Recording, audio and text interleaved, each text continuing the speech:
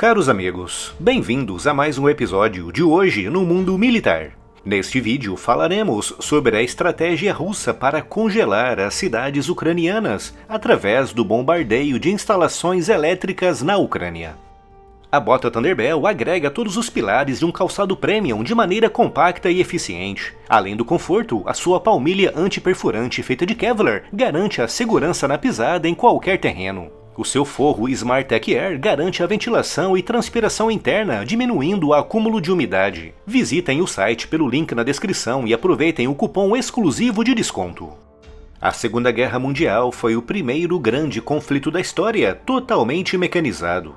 Pela primeira vez nos conflitos humanos, grande parte dos milhões de soldados envolvidos chegavam e se deslocavam pelo campo de batalha por meios mecânicos.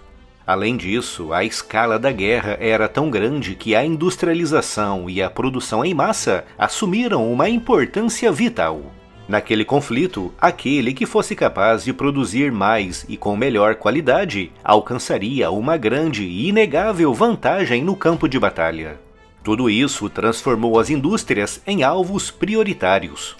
Se uma indústria fosse destruída, a produção da arma, equipamento ou veículo que era feito ali sofreria atrasos, com isso se traduzindo em menos recursos para as forças combatendo na linha de frente. O grande problema era que, na época da Segunda Guerra Mundial, a precisão dos bombardeiros era muito baixa. E de fato, de cada 100 bombas lançadas, em média apenas 10 caíam em um raio de até 200 metros à volta do alvo. Quando precisavam ter a certeza de que um alvo era mesmo destruído, as forças envolvidas na guerra chegavam a lançar milhares de bombas em uma única ação de bombardeio contra um único alvo. A partir de 1943, os aliados se aperceberam de que bombardear e destruir fábricas não estava sendo muito produtivo. Além de serem alvos pequenos e por isso difíceis de serem atingidos, os danos costumavam ser reparados rapidamente. Se atingir as fábricas não estava surtindo o efeito pretendido, por que então não atingir as pessoas que trabalhavam nas fábricas? E foi com esse objetivo macabro em mente que os aliados iniciaram ataques indiscriminados contra cidades, principalmente alemãs e japonesas. Ao fazerem isso, pretendiam matar ou, no mínimo, afugentar das cidades os trabalhadores que eram vitais para o funcionamento das fábricas. Entre 1943 e 1945, centenas de milhares de civis foram mortos em cidades alemãs e japonesas, privando a indústria de guerra da Alemanha nazista e do Império do Japão da sua valiosa mão de obra. Outro efeito que os aliados alcançaram com isso foi a diminuição do apoio à guerra nos países do eixo, com o consequente aumento de movimentos internos de resistência. Toda aquela campanha ficou conhecida como bombardeio de terror, já que dentre os seus objetivos estava atingir a população civil para diminuir o fluxo de mão de obra e também o apoio à guerra. Saltando quase 80 anos no tempo, agora em 2022, a Rússia está tentando fazer o mesmo na Ucrânia. Desde o início da invasão russa da Ucrânia no dia 24 de fevereiro, que Vladimir Putin vem empregando um grande número de mísseis. E apesar desses mísseis terem causado grande devastação e pesadas baixas entre a população civil ucraniana, foi possível notar que nos primeiros meses da guerra, os alvos principais eram, em grande parte, instalações militares ou que prestavam algum tipo de serviço ou apoio ao esforço defensivo ucraniano. No entanto, desde meados de setembro, quando a Ucrânia lançou uma poderosa contraofensiva, libertando milhares de quilômetros quadrados, isso mudou radicalmente, com a Rússia passando a priorizar nos seus ataques alvos civis ou instalações que prestam serviços à população civil.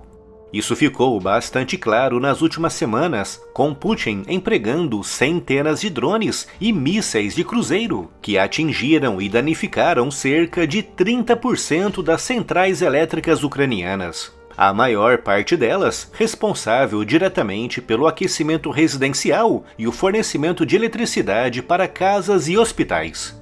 Os ataques orientados especificamente contra a população civil também estão sendo cada vez mais comuns. Como, por exemplo, no dia 10 de outubro, quando a Rússia lançou mais de 100 de mísseis de cruzeiro, com muitos deles caindo em praças, parques, cruzamentos e avenidas em Kiev e em outras grandes cidades ucranianas, especificamente no horário de pico da manhã, quando há mais civis andando pelas ruas.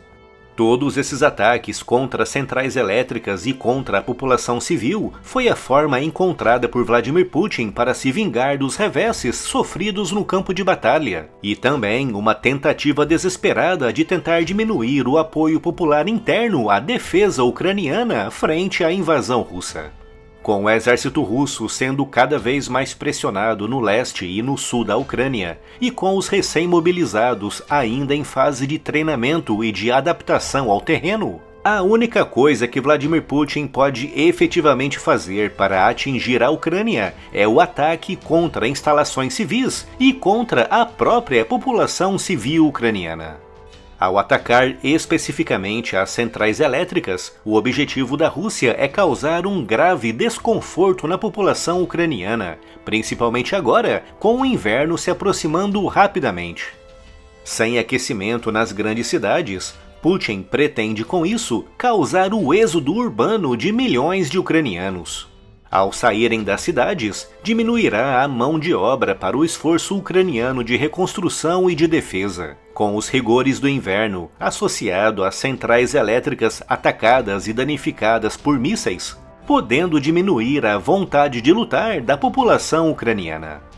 Essa é a intenção de Vladimir Putin: ressuscitar práticas terríveis, desumanas e autenticamente terroristas, atacando diretamente a população civil, já que no terreno, no campo de batalha, as suas forças continuam, por enquanto, encurraladas e seriamente pressionadas.